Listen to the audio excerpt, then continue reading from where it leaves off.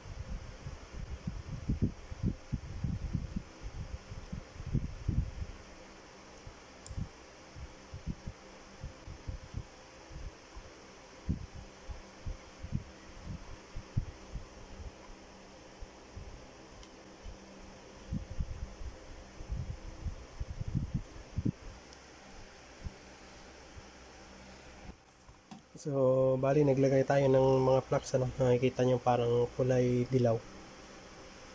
Naglagay tayo ng plugs kasi hindi nagpenetrate dun sa ilalim.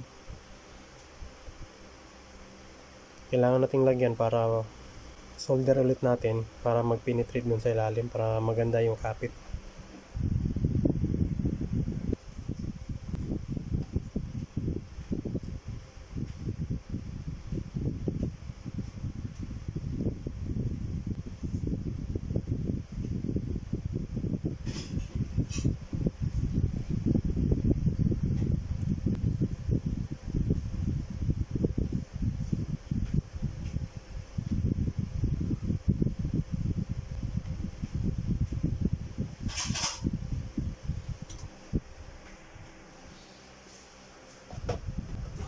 So, tingnan natin sa likod.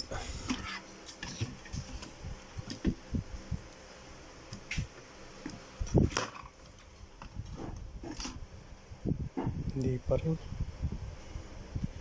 rin nag-penetrate yung iba. Balik tayo.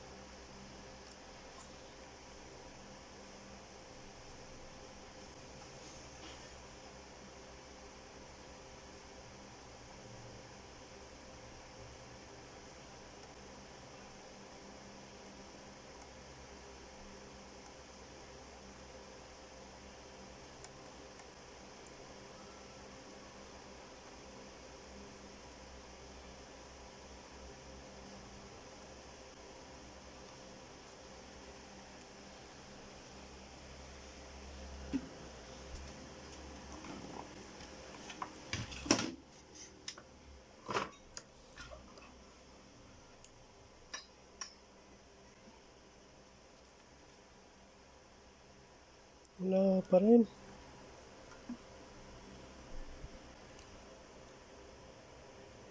Dito, gitna.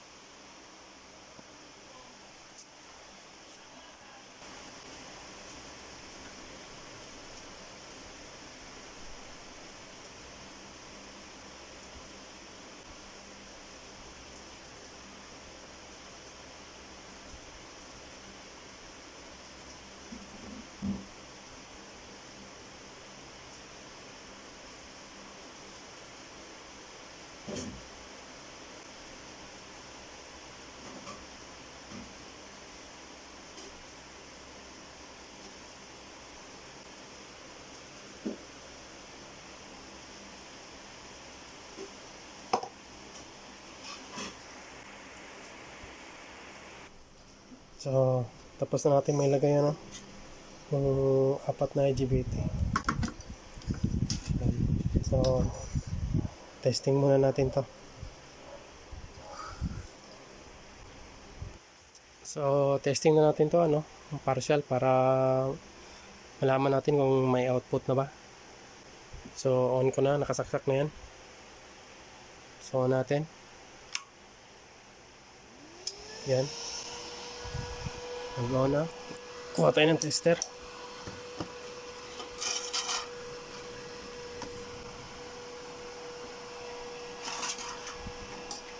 Tapos, pati natin kung may output.